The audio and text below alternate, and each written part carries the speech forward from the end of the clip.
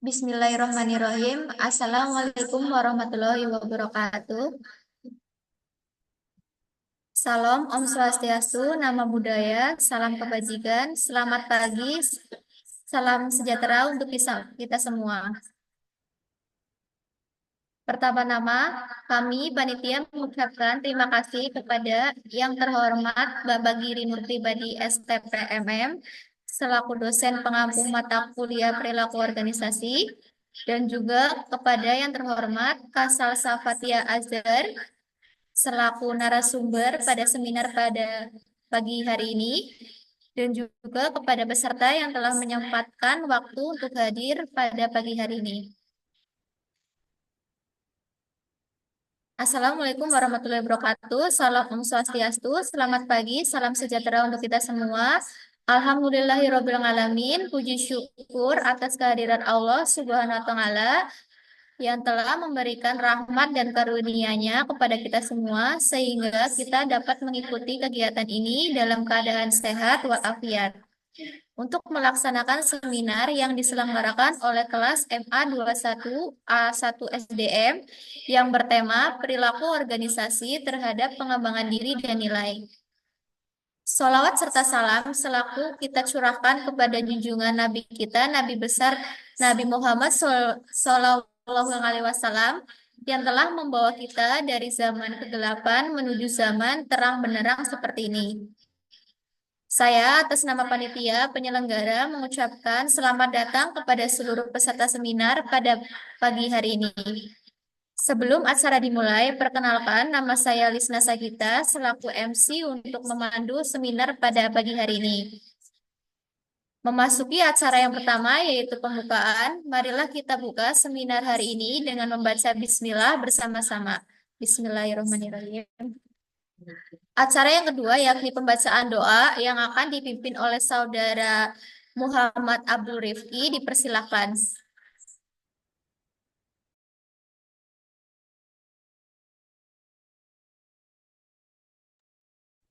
Bismillahirrahmanirrahim.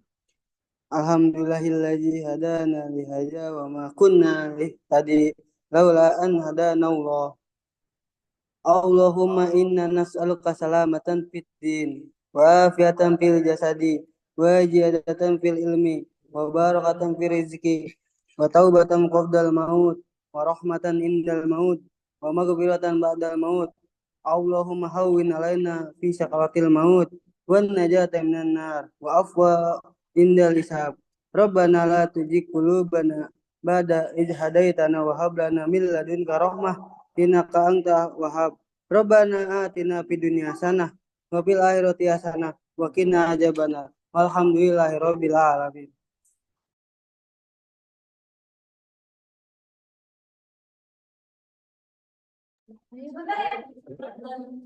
Terima kasih kepada Saudara Rifki atas doanya. Acara selanjutnya yaitu menyanyikan lagu wajib Indonesia Raya dan Mars UPB.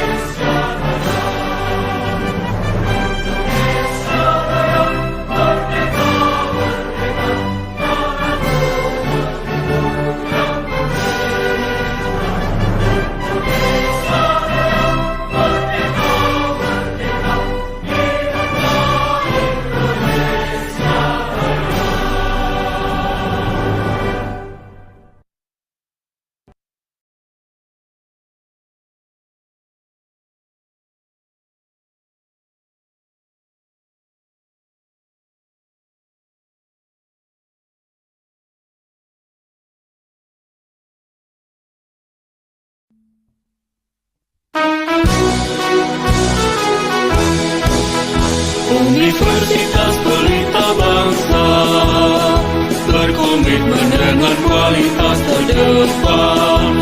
Universitas Pelita Bangsa membangun pendidikan yang bermutu.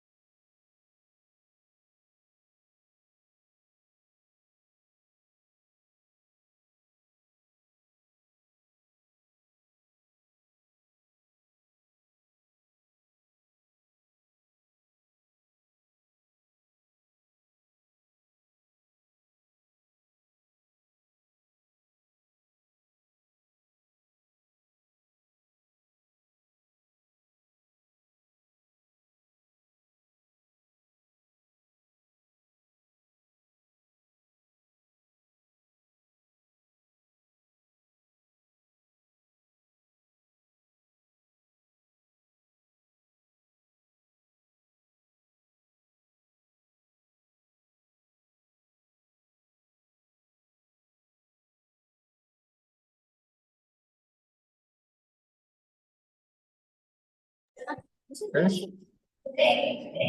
benar.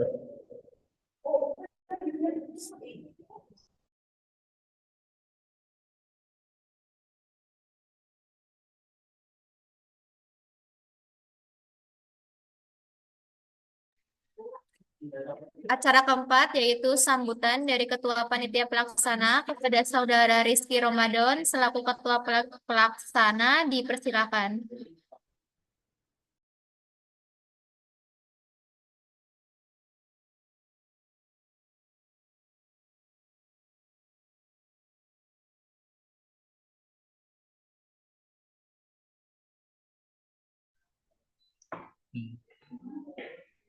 Assalamualaikum warahmatullahi wabarakatuh. Selamat pagi, salam sejahtera bagi kita semuanya. Salam swastiastu, namo buddhaya, salam kebajikan.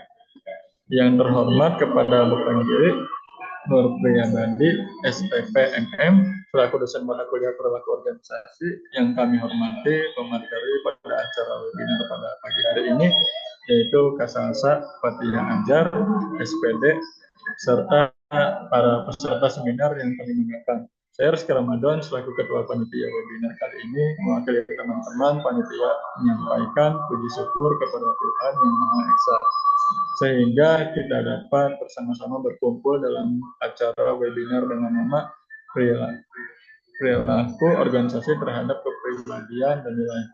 Dalam sebuah organisasi pastinya kita harus berperilaku baik serta harus mengikuti peraturan yang ada dalam perusahaan tersebut. Tidak luput dengan skill yang harus dimiliki dalam suatu pekerjaan dan bagaimana kita harus mengetahui skill yang kita miliki. Oleh karena itu, seminar ini bertujuan untuk memberikan pemahaman yang mendalam tentang perilaku organisasi terhadap kepribadian dan nilai. Saya berharap webinar kali ini memberikan pemahaman dan manfaat bagi kita semua. Sekiranya itulah yang dapat saya sampaikan, kurang lebihnya mohon maaf. Selamat mengikuti acara seminar dari awal hingga akhir. Assalamualaikum warahmatullahi wabarakatuh. Acara kelima yaitu terima kasih kepada Saudara Rizky. Acara kelima yaitu sambutan pertama sekaligus pembukaan yang akan disampaikan oleh dosen pengampu mata kuliah perilaku organisasi yaitu Bapak Giri Nur Pribadi STPMM. Kepada Pak Giri, waktu dan tempat kami persilakan. Assalamualaikum warahmatullahi wabarakatuh. Waalaikumsalam warahmatullahi wabarakatuh.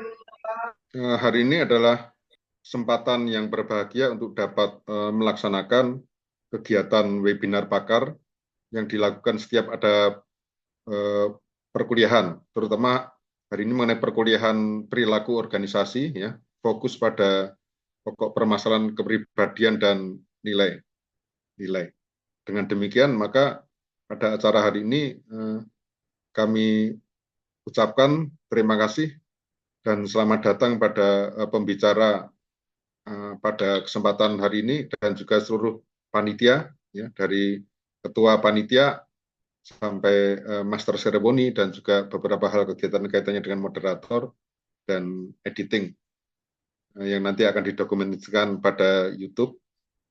Pada hari ini merupakan forum untuk dapat digunakan agar pembelajaran yang ada pada mahasiswa, terutama untuk lebih mendalami keterkaitan dengan pokok permasalahan deep learning mengenai substansi yang sangat penting dari mata kuliah pada konsentrasi yang berkaitan dengan sumber daya manusia. Ya.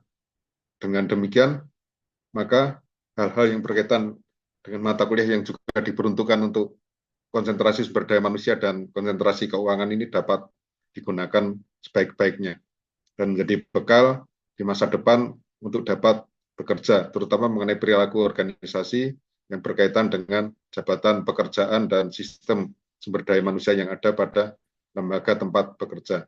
Terima kasih atas nama dosen pengampu mata kuliah perilaku organisasi. Semoga acara sukses. Wassalamualaikum warahmatullahi wabarakatuh. Waalaikumsalam warahmatullahi wabarakatuh.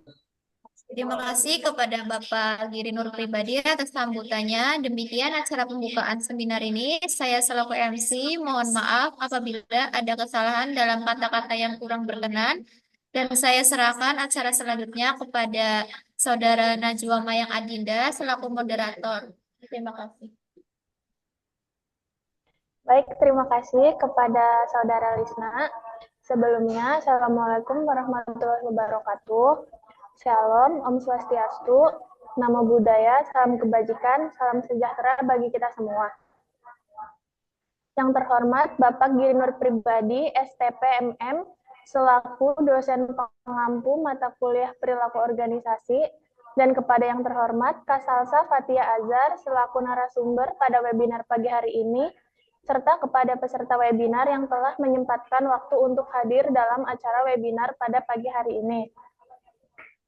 Alhamdulillahirrabbilalamin, puji syukur kehadirat Allah Subhanahu wa Ta'ala yang telah memberikan rahmat dan karunia-Nya kepada kita semua, sehingga kita dapat mengikuti kegiatan webinar kali ini dalam keadaan sehat walafiat.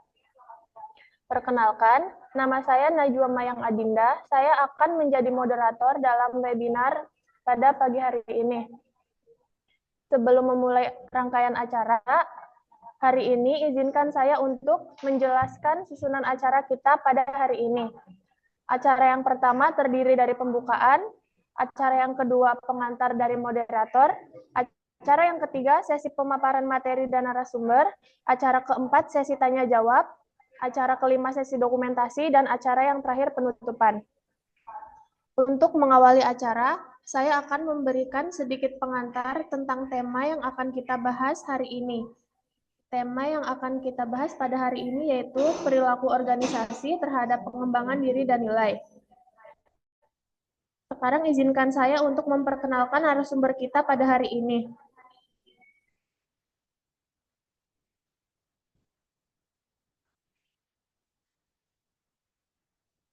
Beliau adalah Kak Salsa.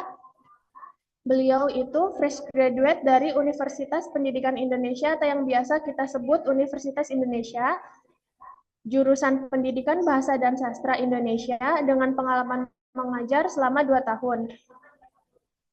Kak Salsa memperoleh IPK 3,90 dari 4,0. Beliau penerima beasiswa penuh yaitu beasiswa Jabar Future Leaders dari 2020 sampai 2024 dan beasiswa pembelajaran bahasa Desa Inggris atau Kami Bahasa Inggris. Selanjutnya, sebelum ke pemaparan materi oleh narasumber, saya akan mengadakan maaf. Selanjutnya kita akan mendengarkan presentasi dari Kak Salsa Fathia Aza. Waktu dan kesempatan dipersilahkan. Baik, terima kasih banyak sebelumnya Najwa. Apakah suara saya terdengar, teman-teman? Terdengar, Kak. Oke, baik. Bapak mohon izin untuk memaparkan materi Bapak, Pak Giri. Terima kasih banyak sudah mengundang saya, teman-teman semuanya. Terima kasih banyak untuk MC, moderator, panitia yang sudah menyelenggarakan acara ini, dan tentunya audiens, mahasiswa, mahasiswi Pelita Bangsa. Mohon izin Bapak dosen yang terhormat, izin menyampaikan sedikit ilmu yang saya punya, dan teman-teman semua, untuk sama-sama mari kita sama-sama untuk kosongkan gelas kita, saling berbagi ilmu dan juga pengalaman.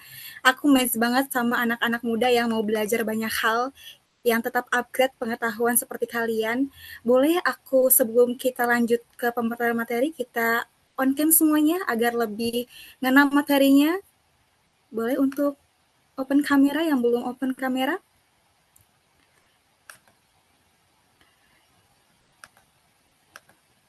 Oke.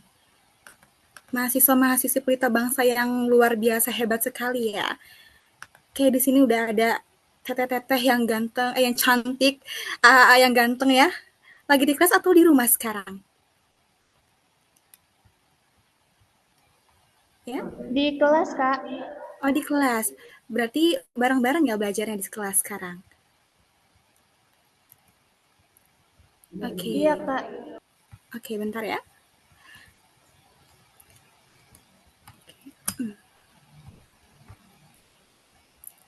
Boleh tolong dilebarkan lagi presentasinya, slide-nya? Sebelum kita mulai, aku mau tanya dulu nih, siapa di sini yang kalau dengar kata perilaku organisasi langsung mikir, ini pasti teori-teori yang ribet lagi nih. Siapa yang gitu kira-kira? Jangan bohong, pasti ada kan? Oke, tenang aja. Hari ini aku nggak akan bikin kalian ngantuk kayak kelas PPKN di jam terakhir. Aku akan membawakan materi yang menurut kalian itu berguna banget buat masa depan kalian. Kalian semua kan Gen Z-nya, dan aku juga Gen Z. Salah satu perilaku Gen Z itu adalah lebih suka hal-hal yang fleksibel. Kita bakal ngobrol santai gimana perilaku organisasi itu sebenarnya bisa bikin hidup kita lebih keren, nggak cuma buat kerja, tapi juga buat self-growth atau pengembangan diri kita. Jadi udah siap buat seru-seruan bareng? Siap. Gimana nih suaranya, udah siap belum? Siap. Oh, dengar semangat banget ya, siap katanya. Oke, sebelum aku lanjut, aku mau kenalan dulu nih ya. supaya kalian nggak bingung siapa sih aku sebenarnya.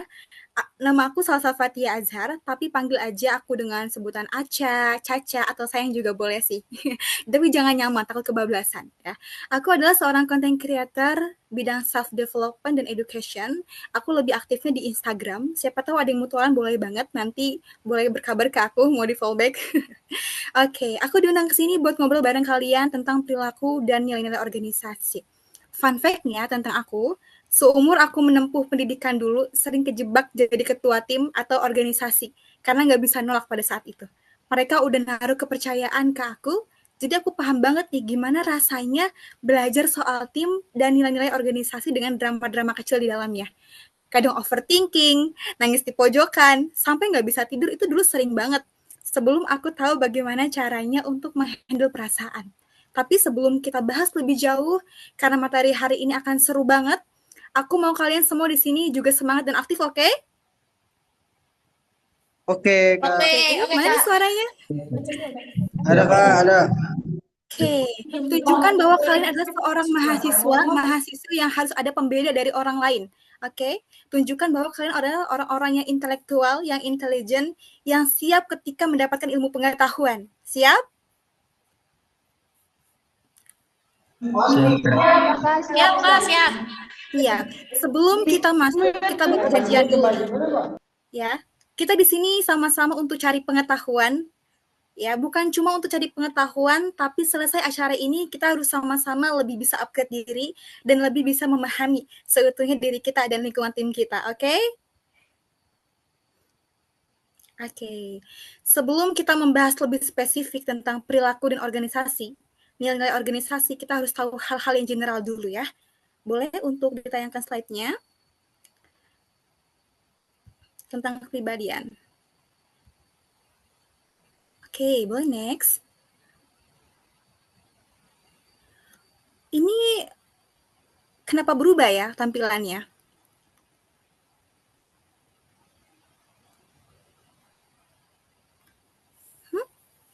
Boleh dijelaskan tolong panitia kenapa tampilan layarnya berubah untuk salin dianya ini?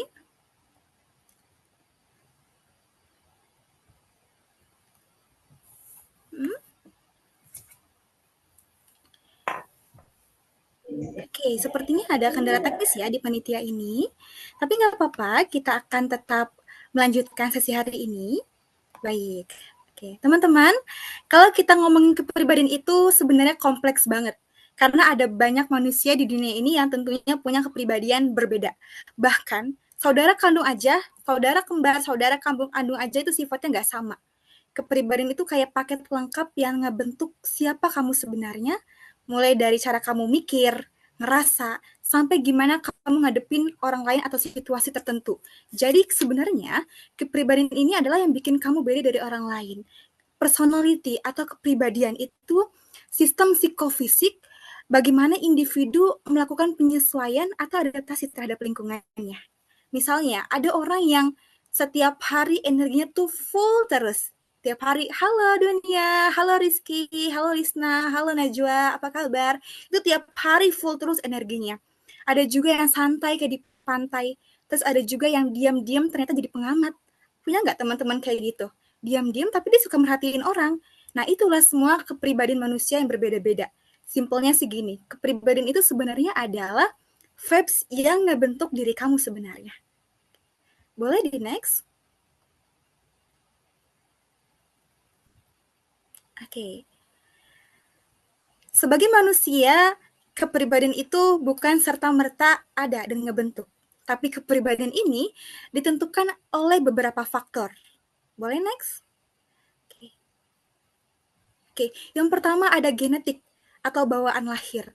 Kamu punya template dasar istilahnya dari keluarga kamu, misalnya ayah kamu ini orangnya santuy, kalem, tapi ibu kamu tuh cerewet. Ya kamu mungkin bisa jadi adalah gabungan vibes dari keduanya. Atau ayah kamu dan ibu kamu sama-sama pintar ngomong dan kemungkinan kamu juga sebagai anak pintar untuk mengelola kata-kata, pintar untuk public speaking dan sebagainya. Itu genetik bawaan lahir. Boleh next? Oke. Yang kedua ada lingkungan. orang-orang di sekitar kamu, teman-teman kamu, teman organisasi, teman kelas, keluarga, dosen, guru, itu bisa banget ngaruhin kepribadian kamu. Kalau lingkungan kamu positif atau lingkungan kamu suportif, kamu akan jadi orang yang percaya diri. Tapi kalau lingkungan kamu sering toksik, ya bisa jadi kamu akan jadi orang yang insecure, yang mandang bahwa diri kamu itu nggak ada apa-apanya. Kalau lingkungan kamu suka ngejudge orang lain, lambat laun kamu akan juga belajar bagaimana caranya untuk ngejudge diri sendiri dan juga orang lain. Sering dengar nggak istilah ini? Kalau kamu main sama tukang minyak wangi, kamu akan tercium wanginya. Tapi kalau kamu main sama orang yang pengrajin pandai besi, kamu juga akan tercium aromanya. Nah, itu istilah bahwa kamu dipengaruhi dengan lingkungan kamu. Boleh next?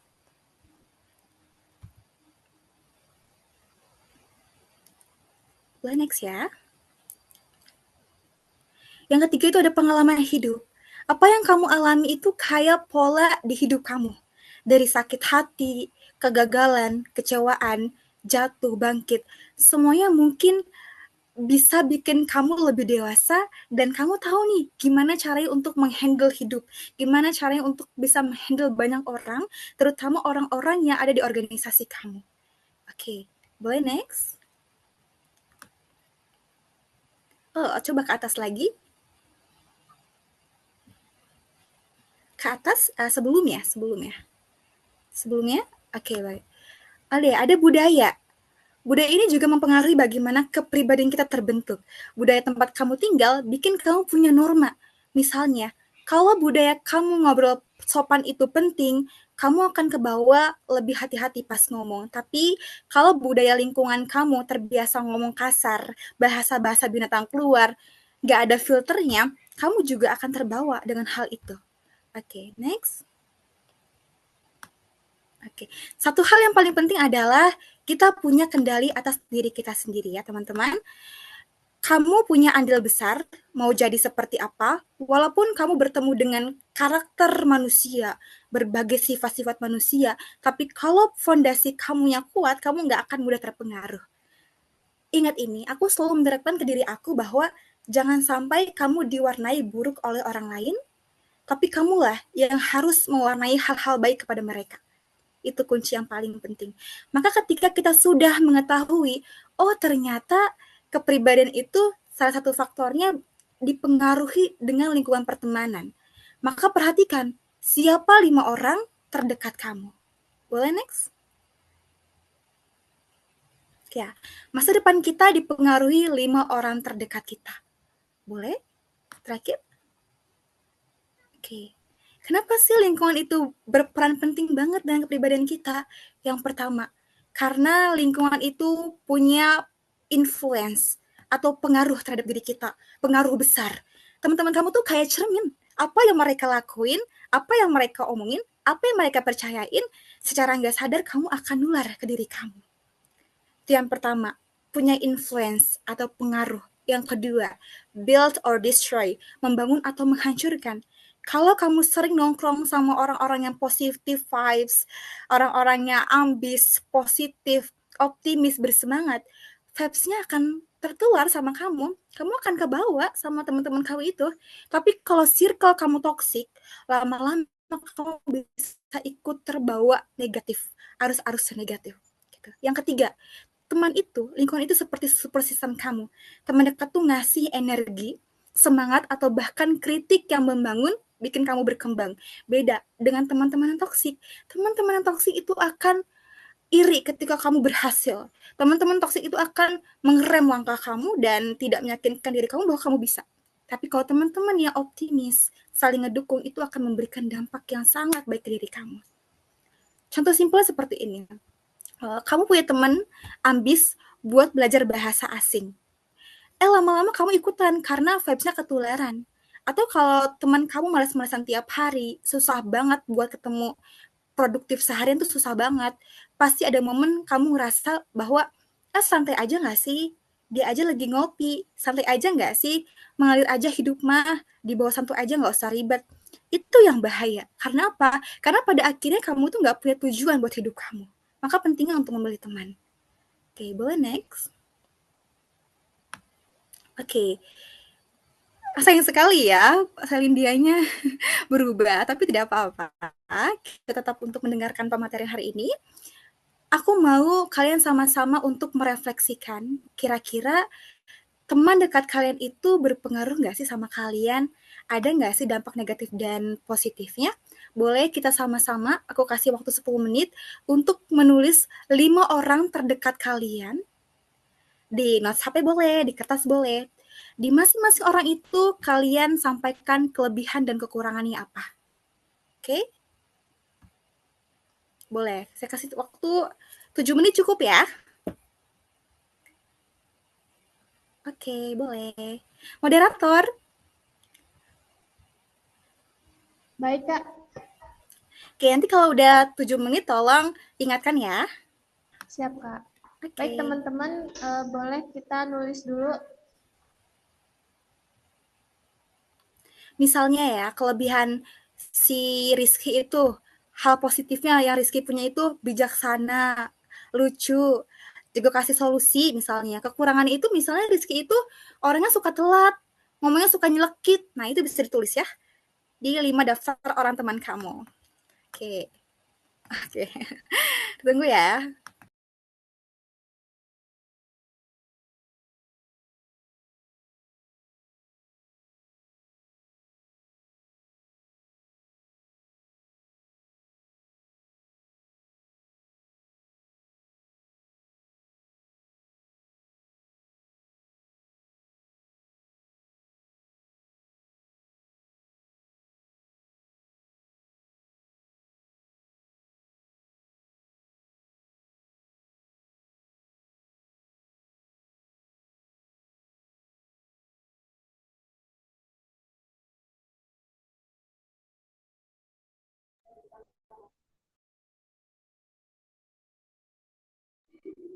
Kak Salsa, maaf, kita kasih waktu sampai jam 10 pas ya.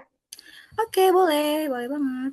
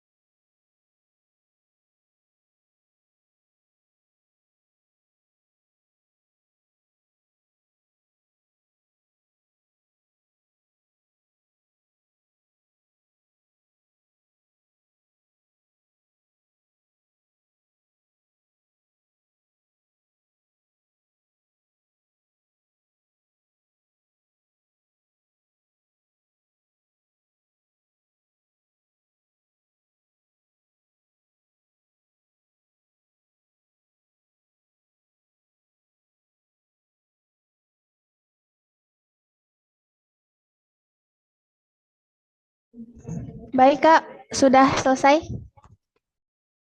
Oke, baik. Gimana? Udah semua ya? Indah udah indah? Oke. Nah, dari hasil ini teman-teman bisa lihat apakah kelebihan mereka bisa bikin kamu berkembang? Apakah kekurangan mereka bikin kamu jadi lebih sabar atau malah ngedrain energi kamu, malah ngurus energi kamu? Coba kita refleksikan bareng-bareng. Tujuannya yang pertama ini adalah supaya kamu lebih sadar. Siapa aja sih teman-teman yang bisa buat kamu lebih tumbuh? Atau siapa aja sih teman-teman yang justru buat kamu nggak punya value atau justru ngerem langkah kamu? atau juga yang ngebantu kamu ngerti hubungan kamu sama mereka lebih dalam. Jangan sampai kamu bertemu teman-teman yang ketika kamu berhasil, dia malah iri. Jangan sampai, itu harus di cut off sih di hidup kamu. Oke, setelah selesai, kamu bisa mikir, gimana ya caranya supaya aku bisa lebih dekat sama orang yang positif? Atau apa aku harus jaga jarak ya sama orang-orang yang toksik? Cobain deh. Hasilnya bisa bikin kamu lebih mindful dan kamu jadi lebih sadar. Oh betul ya, ternyata teman itu berpengaruh besar banget buat aku. Boleh next? Oke. Kalau udah tahu hasilnya, tinggal langkah selanjutnya adalah take action, ambil tindakan. Hasil dari game ini sebenarnya bikin petunjuk buat kamu, buat bikin hubungan yang lebih sehat dan produktif. Caranya gini, yang pertama, deketin yang bikin kamu berkembang. Orang-orang yang kelebihannya mendukung mimpi, bikin kamu semangat atau kasih positive vibes itu berharga banget. Habiskan lebih banyak waktu sama mereka. Ikut diskusi, belajar dari mereka, atau sekedar ngobrol aja, nongkrong juga boleh banget, tukar energi positif. Yang kedua, bantu yang lagi kesulitan. Kalau ada teman yang kekurangannya bisa diperbaiki, misalnya suka insecure, kalau ngerjain tugas suka lelet, atau kurang percaya diri, coba jadi support system buat mereka. Kasih masukan yang jujur buat mereka.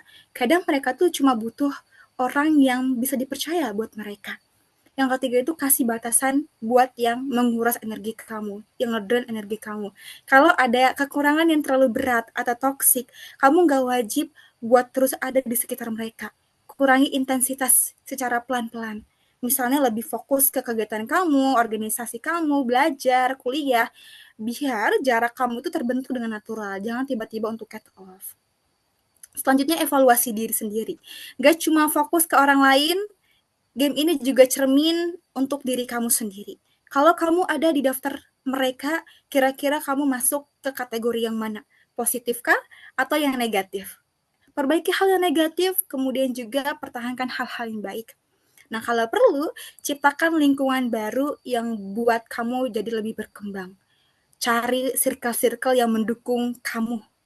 Jangan habiskan masa-masa kamu kepada orang-orang yang toksik yang nggak sesuai dengan tujuan hidup kamu. Dengan ikut komunitas, kursus, atau kegiatan baru yang sesuai sama minat kamu dan nilai kamu. Atau cari organisasi yang buat kamu jauh lebih berkembang. Okay. Goals akhirnya adalah punya circle yang nggak cuma bikin kamu nyaman, tapi juga dorong kamu menjadi versi terbaik dari kamu. Dan ingat, kamu juga harus jadi orang teman yang baik buat mereka. Bukan kamunya aja yang perlu dingertiin, tapi kamu juga harus mengerti mereka. Harus balance. Seperti itu. Boleh next? Oke. Ini self-worth ya. Self-worth itu nilai diri, mengenal diri. Nilai diri itu apa? Nilai diri itu adalah apa yang kita percaya tentang diri kita sendiri terlepas dari pengakuan orang lain. Boleh next? Oke.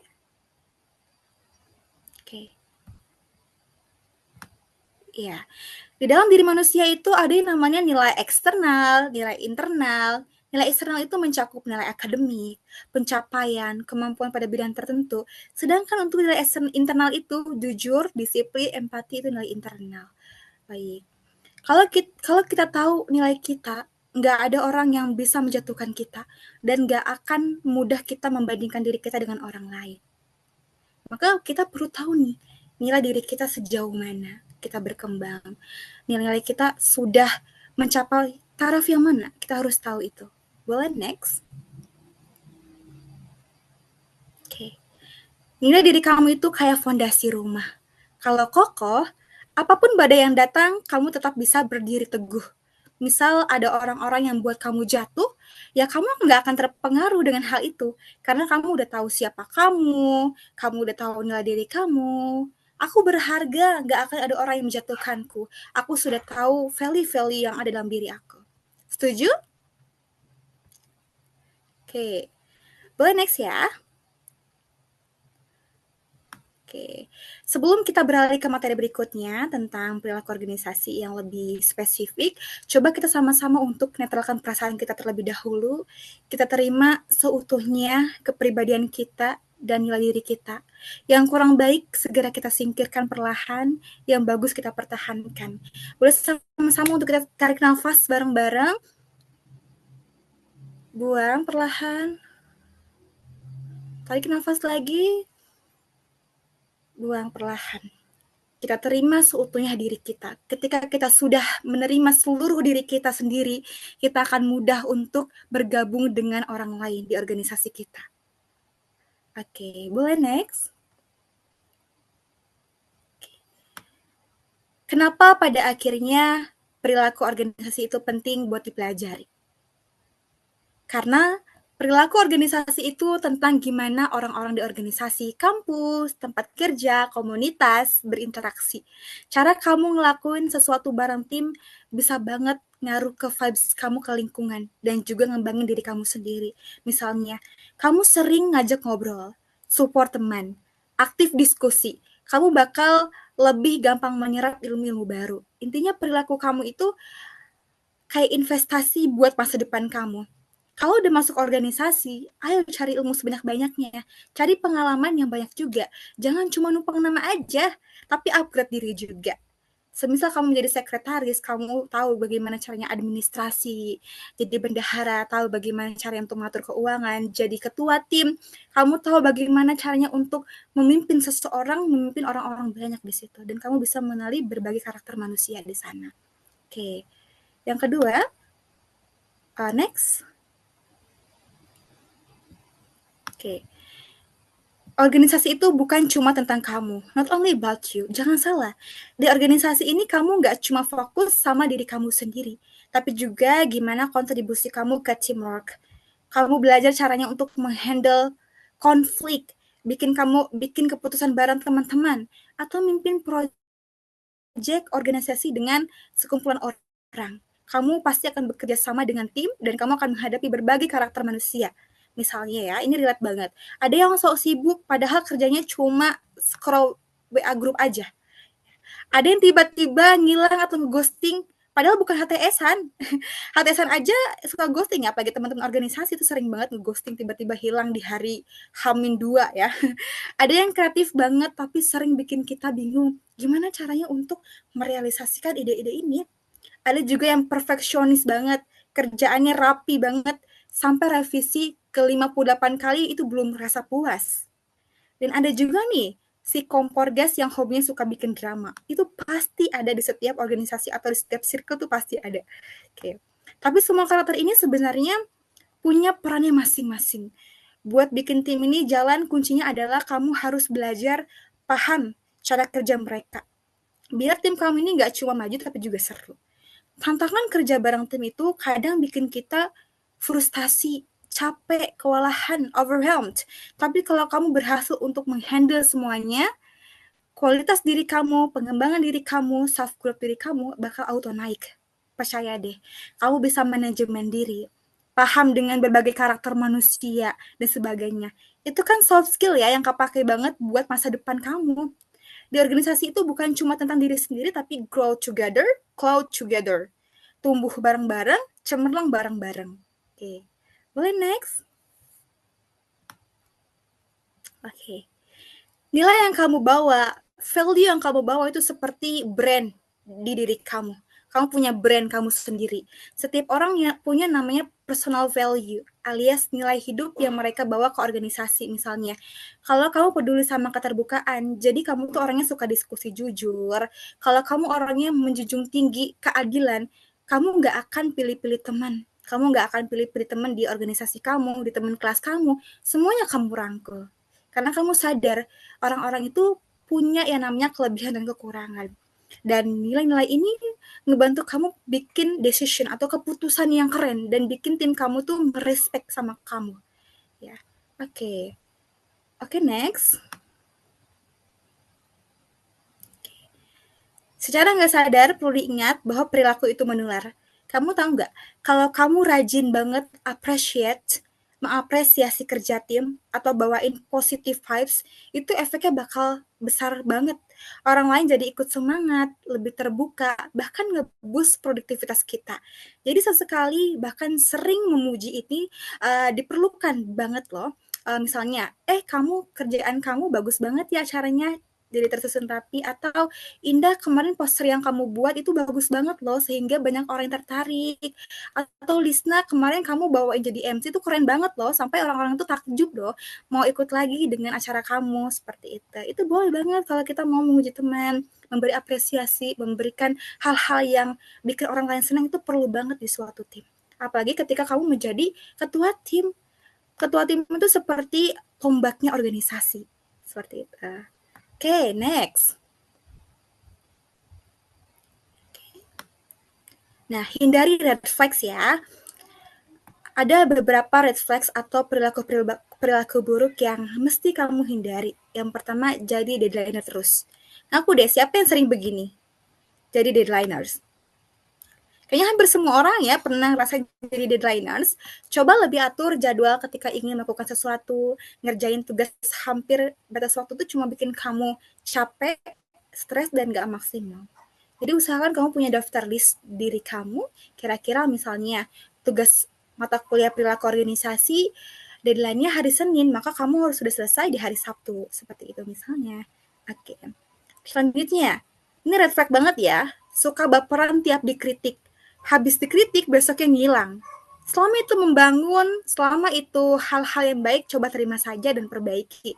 Yang ketiga, sibuk sama ego sendiri. Lupa kerja tim, lupa kalau dia punya amanah. Di teamwork itu harus ada yang namanya kebalansan. Harus sama-sama saling merangkul, harus paham dengan amanah yang masing-masing seperti apa. Nah, kalau kamu sadar ada red flags kayak gini, coba perlahan-lahan ubah. Karena organisasi ini yang sehat itu butuh anggota yang fleksibel, mau belajar bareng. Oke, kalau perlu, teman-teman semua di sini harus jadi trendsetter yang positif. Trendsetter itu adalah orang yang memberikan terobosan baru ya. Gen Z itu kan dikenal sebagai generasi yang kreatif dan fast learner. Kamu bisa banget jadi role model di organisasi dengan berani mencoba hal baru. Contohnya hal yang kayak gini. Datengin pemateri dari luar, jadi kamu tidak bosan untuk belajar di kelas. Ada hal-hal yang bikin kamu nambah insight di luar sana. Coba hal-hal yang baru. Kamu nggak takut salah, apapun yang kamu ingin lakukan, coba. Perlahan kamu coba, jangan pernah takut salah. Karena ketika kita takut salah, kita nggak akan tahu sejauh mana kemampuan kita selama ini. Yang ketiga itu sering kasih feedback yang membangun. Kita bisa kasih umpan balik ke teman-teman kita bisa kasih respon yang positif, atau kritik yang justru membuat kita jauh lebih berkembang. Seperti itu. Oke. Boleh next? Oke. Circle yang toxic. Gimana kalau aku punya teman-teman atau organisasi circle yang toxic? Pasti semua orang pernah merasakan hal ini. Oke, boleh next? Oke, yang pertama ya, kalian harus tahu nih, sadari dulu tanda-tandanya. Teman toksik itu biasanya selalu ngerendahin kamu atau bikin kamu ngerasa nggak nyaman. Sering buat kamu ngerasa insecure. Misalnya, tugas lu kemarin tuh jelek banget, poster kamu tuh nggak bagus. Itu teman yang toksik, bikin kamu ngerasa insecure. Harusnya seperti apa? Harusnya, boleh saya tolong saran? Untuk poster yang kemarin kurang ya, tolong diperbaiki, seperti itu, bagus ya. Atau teman-teman yang ngurus energi kamu, emosional kamu, mental kamu, itu orang-orang yang toksik. Nggak support mimpi kamu, malah bikin kamu ragu sama diri kamu sendiri. Dan nggak ada timbal baliknya. Kamu doang yang effort, tapi dia nggak punya effort, itu sama aja teman-teman yang toksik. Itu bikin kamu capek sendiri, akan ngurus energi kamu, seperti itu. Oke. Kemudian kasih batasan yang jelas. Kalau mereka sering bikin kamu nggak nyaman, bilang aja, misalnya, aku lagi butuh ruang buat fokus ke diri sendiri. Atau, aku nggak nyaman kalau dibercandain kayak gitu. Nanti mereka juga akan mikir. Kamu harus tegas, itu kuncinya. Yang ketiga, kurangi intensitas pelan-pelan. Kurangi interaksi pelan-pelan. Nggak harus langsung mutusin hubungan, cukup mulai sibukin diri kamu sama hal-hal yang positif. Gabung komunitas baru, cari circle yang lebih sehat, atau habisin waktu sama teman-teman yang benar-benar support kamu, ngedukung kamu. Itu harus dicari teman-teman seperti itu. Yang keempat, jangan lupa evaluasi diri. Kadang kita juga bisa bikin situasi jadi lebih rumit. Coba refleksiin apakah ada yang bisa kamu perbaiki dari cara kamu menghadapi teman-teman? Itu. Yang kelima, fokus ke pertumbuhan diri. Tinggalin teman-teman yang toksik bukan berarti kamu jahat. Itu tandanya kamu sayang sama diri kamu sendiri. Kamu nggak akan membiarkan diri kamu tergerogoti orang-orang yang buat kamu nggak berkembang. Oke, boleh next? Oke. Kita lihat ya, ini sebenarnya adalah tulisannya, you don't have to set yourself on fire to keep other ones. Kamu nggak harus membakar diri kamu demi menghangatkan orang lain. Jadi kalau merasa bikin kamu capek terus, mungkin emang waktunya kamu move on dan cari circle atau organisasi baru. Organisasi itu bukan cuma soal kerja bareng buat nyelesain tugas atau proyek, tapi juga soal bagaimana circle yang ada di dalamnya. Cari orang-orang yang beneran respect sama kamu, yang nggak cuma anggap kamu mesin kerja. Temen di organisasi itu kayak keluarga kedua. Mereka yang bakal support kamu pas kamu lagi stres, kasih semangat waktu kamu jatuh, atau bahkan jadi tempat curhat kalau tugas organisasi udah bikin kamu merasa depresi atau kepala mau pecah rasanya seperti itu. Tapi ingat, jangan salah pilih circle. Kalau kamu dikelilingi sama orang-orang yang hobinya cuma nyuruh tapi nggak peduli, atau ngejatuhin kamu buat kelihatan lebih hebat, bayar aja, kamu harus mutusin hubungan itu. Kamu pantas kok ada di lingkungan yang menghargai kamu sebagai manusia, bukan sekedar alat kerja. Jadi pilih circle yang bikin kamu berkembang, karena tim yang solid itu kuncinya saling menghargai. Oke, ada beberapa tipe perilaku organisasi sebenarnya. Aku tidak tulis di slide ini. Berdasarkan teori The Person Job Fit Theory, menurut John Holland, ada 6 tipe kepribadian manusia. Ada yang realistik, ada yang investigatif, ada yang sosial, ada yang konvensional, dan ada enterprising dan artistik. Setiap orang ini punya yang namanya ranahnya masing-masing. Kalau orang-orang realistik ini, dia lebih suka, cenderung sama hal-hal yang berbau fisik. Keterampilan koordinasinya baik. Biasanya orang-orang yang realistik ini adalah orang-orang yang cenderung pemalu, praktikal, persistence. Biasanya pekerjaannya sebagai mekanik, petani, dan sebagainya. Ada orang yang investigatif. Orang-orang seperti ini cenderung untuk senang berpikir, mudah memahami segala sesuatu, mudah untuk mengorganisasi, bersifatnya analytical, original, curiosity, punya rasa penasaran, independent. Orang-orang tipe ini biasanya bekerja sebagai ilmuwan, ya, karena dia punya rasa penasaran yang tinggi, sebagai news reporter, pembawa berita. Kemudian ada sosial. Tipe orang sosial ini suka banget untuk bergabung ke banyak orang. Suka orang banyak lah istilahnya itu. Membantu orang lain. Tipenya ramah, kooperatif, understanding atau memahami. Biasanya orang-orang seperti ini cocok jadi psikolog, guru, dan juga pekerja sosial lainnya. Kemudian ada konvensional. Konvensional ini adalah orang-orang yang cenderung untuk memenuhi aturan, menyukai yang namanya aturan. Orang ini tidak fleksibel dan imajinatif, sangat mematuhi peraturan, biasanya bekerja di kantoran, akuntansi, teller bank, dan sebagainya, itu konvensional. Kemudian ada tipe orang yang enterprising, bersifat verbal dan influence, memberikan pengaruh kepada orang lain. Percaya dirinya tinggi nih, ambisius, energik, mendominasi. Contohnya adalah seorang pengacara, PR atau public relation, manajer perusahaan, dan sebagainya. Yang keenam, ini ada artistik. Orang-orang yang artistik ini adalah orang yang tidak terlalu suka dengan aktivitas yang tidak fleksibel, yang tata terapi tidak terlalu suka, senang untuk mengekspresikan dirinya sendiri, bersifat imajinatif, idealis, emosional, dan mereka suka dengan kebebasan. Biasanya seniman, pemain musik, penulis, dan sebagainya. Oke, seperti itu. Cukup sebelum closing statement, kayaknya Q&A dulu ya. Boleh, silakan. Baik, terima kasih untuk Kak Salsa Fatia Aza yang telah memberikan waktunya untuk memberikan presentasi materi kepada kami. Selanjutnya akan ada sesi tanya jawab. Jadi kepada seluruh peserta webinar, apabila ada pertanyaan, dipersilahkan angkat tangannya atau bisa memberikan pertanyaan melalui kolom komentar dengan menyebutkan nama, NIM, serta kelas. Terima kasih. Baik. Untuk teman-teman yang mau bertanya, kalau misalnya masih bisa dijawab sekarang, aku jawab sekarang. Tapi aku berikan kesempatan buat teman-teman yang masih mau bertanya lebih dalam, aku persilakan untuk nge-DM aku, nanti aku jawab di sana dengan detail ya. Oke. Oke, buat teman-teman yang mau bertanya. Oke.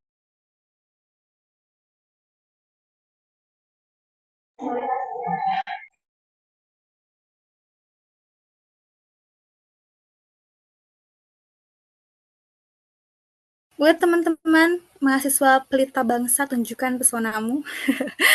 Silakan bertanya bagi yang belum paham dengan materi ini.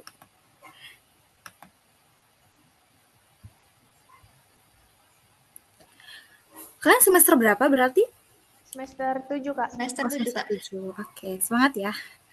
Dikit lagi skripsi. Oke, boleh silakan mau yang bertanya atau mungkin belum ada kali ya. Barangkali nanti mau di DM kali biar lebih dekat ya. Baik, Kak, saya izin bertanya, Kak. Boleh silakan Kak Najwa. Perkenalkan, nama saya Najwa, NIM saya 11211016 dari kelas MA 21 A01 SDM. Sebelumnya saya mau bertanya, kan saya itu punya teman nih, Kak. Nah, tapi orang itu tuh anti banget kritik. Tapi kalau misalkan dia berbicara kepada kita atau kepada orang lain, dia tuh nggak sadar kalau dia pernah menyakiti orang tersebut dengan perkataan dia. Tapi sesekali jika kita ngomongnya salah nih Kak ke dia tuh langsung bilang, gue sakit hati, marah, dan dia langsung marah ke kita. Padahal di saat dia menyakiti hati kita lebih milih diem dan oh ya udah mungkin dia lupa atau keceplosan. Tapi kalau hal itu terjadi pada dia tuh nggak mau nerima gitu Kak. Itu bagaimana Kak? Oke, yang pertama orang-orang seperti ini aku sering banget nemuin sih jujur. Ya, dan ini kita tidak bisa memungkiri bahwa orang-orang seperti itu pasti akan ada. Nah, bagaimana caranya untuk bisa mengatasi hal seperti itu? Coba, yang pertama kamu ketika ada masalah dengannya, jangan diomongi dengan banyak orang. Coba dari mata ke mata, dari hati ke hati, kamu omongi dulu nih secara personal. Kira-kira apa sih yang latar belakangnya kamu seperti itu? Kalau misalnya kamu udah mulai ada di lingkungan yang, oh kayaknya ini waktu yang pas deh buat ngomong ke dia, bahwa omongan dia tuh kadang menyakiti. Kamu bisa mengkritik secara personal, jangan depan banyak orang. Jangan depan banyak orang. Harus benar-benar privacy. Kamu tanya dulu nih, kenapa ya kamu seperti ini? Kenapa kamu seperti itu? Ada yang mau diceritain? Barangkali ketika kamu, Najwa misalnya mencoba untuk menjadi teman dekatnya, dia akan ngerasa lebih terbuka sama kamu. Dia akan lebih leluasa ngasih alasannya kenapa dia seperti ini. Ini pengalaman aku juga sih sebenarnya. Waktu aku jadi ketua organisasi ya, ketika ada orang-orang yang seperti itu, aku tanya langsung, mohon maaf sebelumnya kalau mengganggu, maaf ya kalau misalnya menyakiti perasaan kamu, boleh aku tanya, kamu kenapa kayak gini? Kamu gak suka sama saya ya atau gimana? Apa ada hal-hal yang buat kamu risih? Ada hal-hal yang buat kamu gak enak? Boleh tolong ceritain ke saya.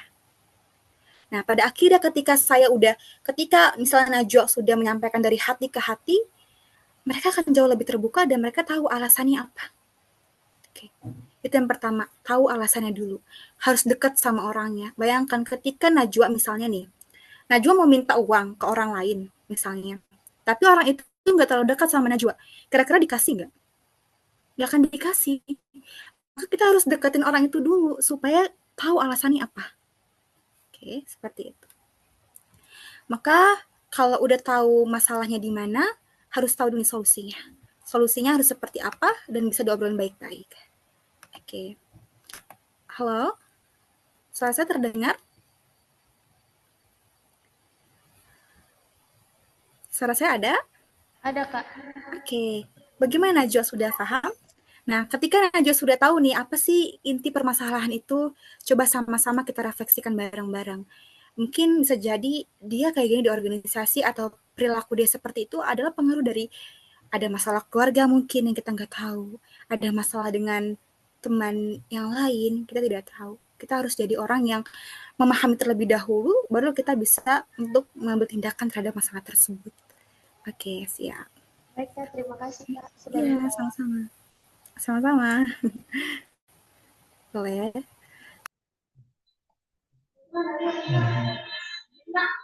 Kak, saya izin bertanya, Kak. Boleh, silakan Rizky.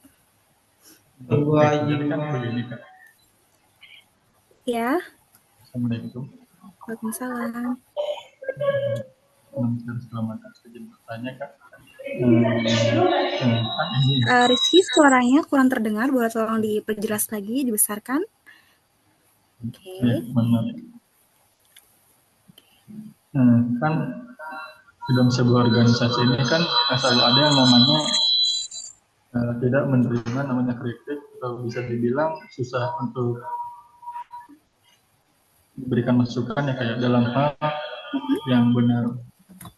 Ya kayak seperti teman di sebuah kelompok itu kan suka ada yang kayak mengandalkan gitu, Kak. Mengandalkan satu sama lain. Nah, tetapi kalau misalnya seorang tersebut itu mau mau diandalkan tuh tidak mau gitu, Kak. Nah, cara kita untuk menghadapi orang seperti itu tuh caranya bagaimana? Apakah ada atau kita harus bisa mengkritik lagi ataupun Oke. Baik, terima kasih. Berarti ini dalam ranah organisasi ya. Oke. Yang pertama, kamu harus bersikap tegas dengan orang seperti itu. Orang-orang seperti itu sebenarnya dia masuk organisasi, tapi dia cuma numpang nama biasanya. Oke. Ketika kamu sudah tahu nih seluk-beluk dia seperti itu, tidak mau diandalkan, tidak mau yang namanya diberi amanah, coba kamu agak sama sih sebenarnya caranya seperti Najwa tadi. Kamu ngomong dua arah ke dia. Kalau misalnya sampai detik ketika kamu ngasih saran, ketika kamu ngasih tahu, ini amanah kamu loh, kamu harus tegas sama dia. Kasih batasan yang jelas. Kamu masuk organisasi ini artinya kamu punya pilihan untuk bergabung. Ketika sudah bergabung, kamu punya pilihan untuk menjalankan amanah. Ketika kamu tidak menjalankan amanah ini, maka organisasi ini tidak akan berjalan dengan baik seperti itu. Atau mungkin bisa dengan cara yang lebih nyelekit sedikit ya. Kita bisa kok cari orang lain yang lebih punya personal value yang bagus, yang bukan cuma ngandelin aja. Seperti itu. Tapi tentunya dengan cara yang sopan, dengan cara yang baik. Kalau misalnya dengan cara-cara yang baik dia belum bisa berubah, coba tadi dengan cara-cara yang lebih tegas. Seperti itu. Nah, ketika kamu sudah menjabarkan amanah kamu ini A, amanah kamu B, C, tolong selesaikan dengan tenggat waktu seperti ini. Kalau tidak, maka akan ada konsekuensi buat kamu. Entah konsekuensi dikeluarkan dari organisasi, konsekuensi tidak akan mendapatkan sertifikat seperti itu, dan sebagainya. Jadi memang harus ada komunikasi dua arah di situ. Apalagi seorang ketua tim. Ketua tim itu memang harus punya yang namanya jiwa leadership yang tinggi, yang akan menemui berbagai karakter manusia. Dan salah satunya jiwa untuk memimpin dan jiwa untuk bisa merasakan apa yang sedang orang lain rasakan, dan kita harus tahu itu. Intinya pertama, gunakan cara yang lebih baik dulu untuk menyelesaikan masalah itu. Kalau misalnya nggak mempan, coba cara yang lebih tegas dan punya batasan yang lebih jelas. Oke, seperti itu. Masih ada yang tanyakan lagi? Oke, satu hal, sebentar ya. Oke, satu hal yang perlu Rizky ingat ya. Ketika Rizky sudah memberikan masukan ke dia, sudah kasih solusi ke dia, ya, tidak ada ranah lagi untuk Rizky mengubah orang lain. Karena bagaimanapun, walaupun kamu ketua tim, kamu nggak akan bisa mengubah sifat orang lain. Kamu nggak akan bisa merubah sikap orang lain. Yang kamu bisa lakukan adalah kamu harus bisa manage diri kamu sendiri. Urusan mereka mau berubah atau enggak, itu belakangan. Itu terserah mereka. Yang penting kamu ambil tindakan ke diri kamu sendiri. Oke, seperti itu ya. Tadi siapa yang Kak? Oke, tadi siapa yang manggil Kak? Ada yang mau bertanya ya? Ada, Kak. Boleh, Lisna. Ini lebih ke ranah pekerjaan, boleh ya, Kak? Lingkungan. Boleh, silakan. Bagaimana sih cara menyikapi lingkungan yang toksik, yang dimana kita harus berada di sana. Contohnya kita tuh mendapatkan pekerjaan yang lingkungannya toksik, dan kita tuh setiap harinya tuh bertemu dengan dia. Jadi gimana cara menyikapi orang-orang atau lingkungan di dalam pekerjaan yang toksik. Sedangkan kita tuh nggak bisa keluar dari pekerjaan itu. Maksudnya kita butuh pekerjaan itu. Kita belum mendapatkan pekerjaan yang lain gitu, Kak. Oke, toksiknya seperti apa? Seperti kayak senioritas dunia sama senioritas itu, Kak. Oke. Itu bisa terjadi di lingkungan-lingkungan fresh graduate dan senioritas. Oke, yang pertama ya, kalau misalnya berada di lingkungan toksik, yang perlu Lisna tahu adalah tetap jaga profesionalitas. Kalau misalnya ngerasa udah terlalu diandelin, oh dia terlalu senioritas nih, maka kamu harus tegas sama diri kamu sendiri, kamu harus bilang hal-hal yang baik ya tentunya kalau sama orang yang lebih tua. Mohon maaf Bapak misalnya, ini bukan tanggung jawab saya untuk menyelesaikan pekerjaan ini. Pekerjaan saya ini. Jabarkan dengan lugas dan tegas. Ketika itu ada yang mengandalkan.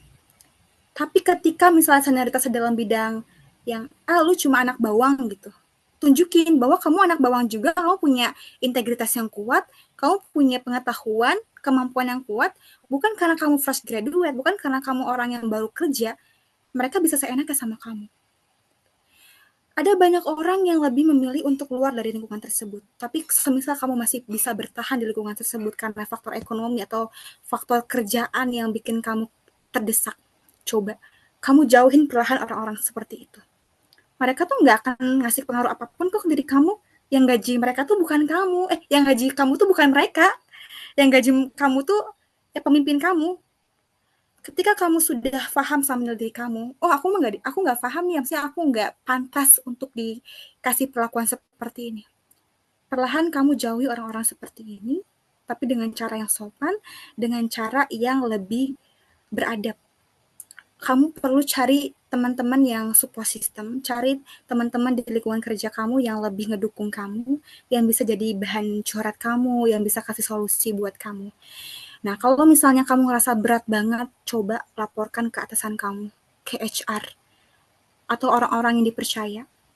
Permisi Pak, saya tidak nyaman dengan perlakuan seperti ini. Saya sudah menjalankan pekerjaan yang sesuai dengan tugas saya. Saya tidak ada ranah untuk membantu pekerjaan mereka. Kalau misal mereka masih ada senioritas, kamu sebaiknya jauhi aja orang-orang seperti itu. Karena percuma, itu akan ngedrain energi kamu, akan nguras energi kamu. Toh yang ngasih makan kamu tuh bukan mereka, atasan kamu yang ngasih gaji, seperti itu. Oke, paham? Paham, Pak. Terima kasih. Jangan fokus ke orangnya. Meskipun kadang lingkungan itu berpengaruh banget buat kondisi psikis, kondisi yang sekarang ini. Ya, tapi demi kesehatan mental, coba untuk komunikasi, relaksasi, dan merasa kalau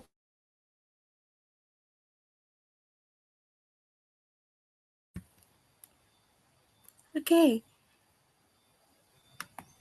Baik, Kak Salsa, sepertinya sudah tidak ada yang mau bertanya lagi ya. Oke. Tadi Pak, penjelasan saya putus ya? Iya.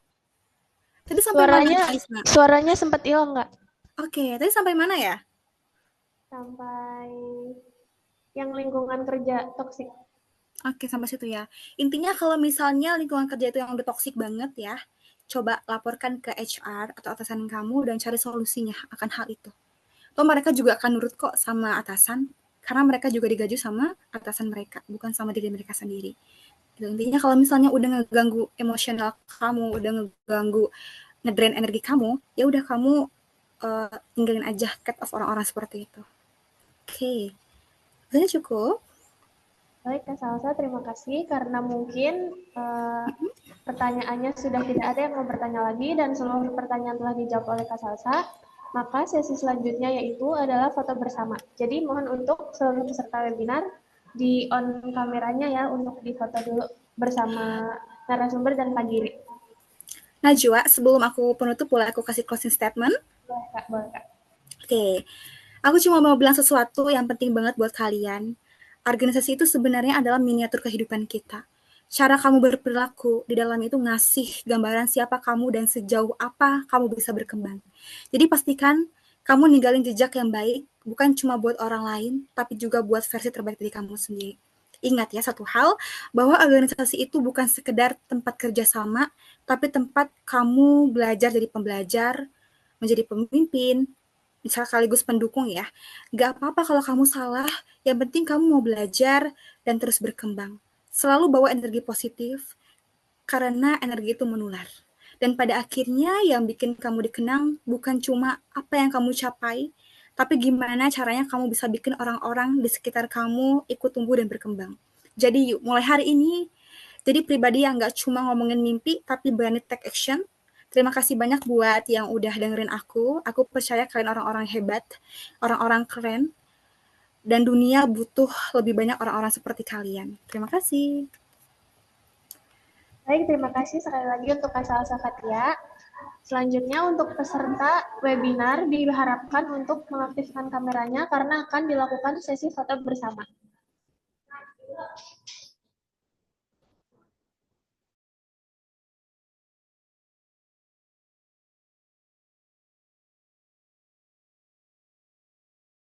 Boleh yang sebagai operator untuk diambil foto bersama?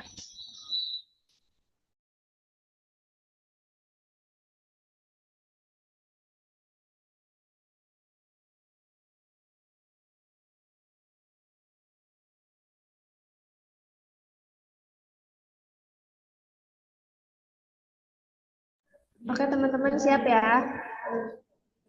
1, 2,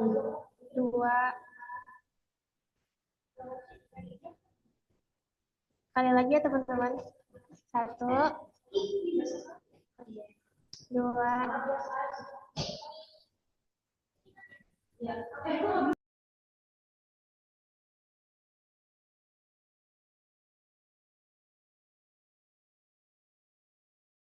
Maaf Kak, sebentar ya Kak.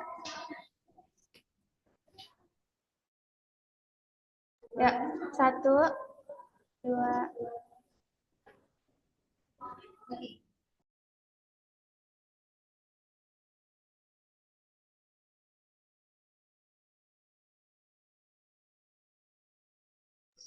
Baik teman-teman,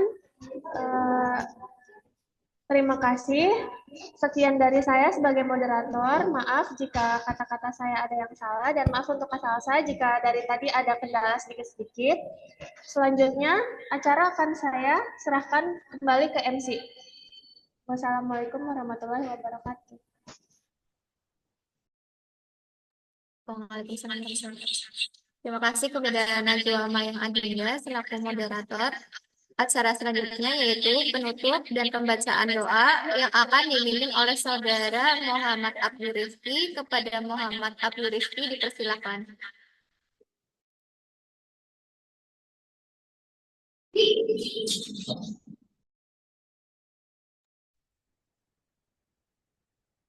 Bismillahirrahmanirrahim. Subhanaka Allahumma wa bihamdika astaghfiruka wa la ila anta astaghfiruka wa atubu ilaik. Wa sallallahu ala sayyidina Muhammadin wa ala alihi wa sahbihi wa sallam. Walhamdulillahi rabbil alamin.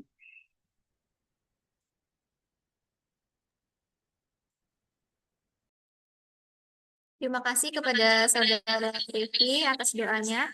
Tiba saatnya pada rangkaian acara yang terakhir, yaitu penutup. Marilah kita tutup acara ini dengan mengucapkan hamdalah bersama-sama. Alhamdulillah. Demikianlah seminar pada hari ini telah selesai. Saya selaku MC dan seluruh panitia penyelenggara mengucapkan terima kasih kepada Kak Salsa Fatia Azhar atas waktunya selaku narasumber kita pada pagi hari ini dan kepada Bapak Giri Nur Pribadi STPMM yang telah hadir pada webinar hari ini, juga kepada seluruh peserta webinar.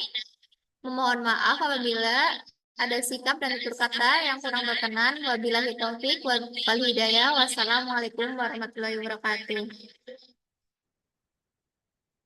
Terima kasih Kak Salsa. Terima kasih Kak Oke, Salsa. terima kasih banyak semuanya. Terima Sampai kasih, jumpa izin Kak. keluar ya. Ya, semangat.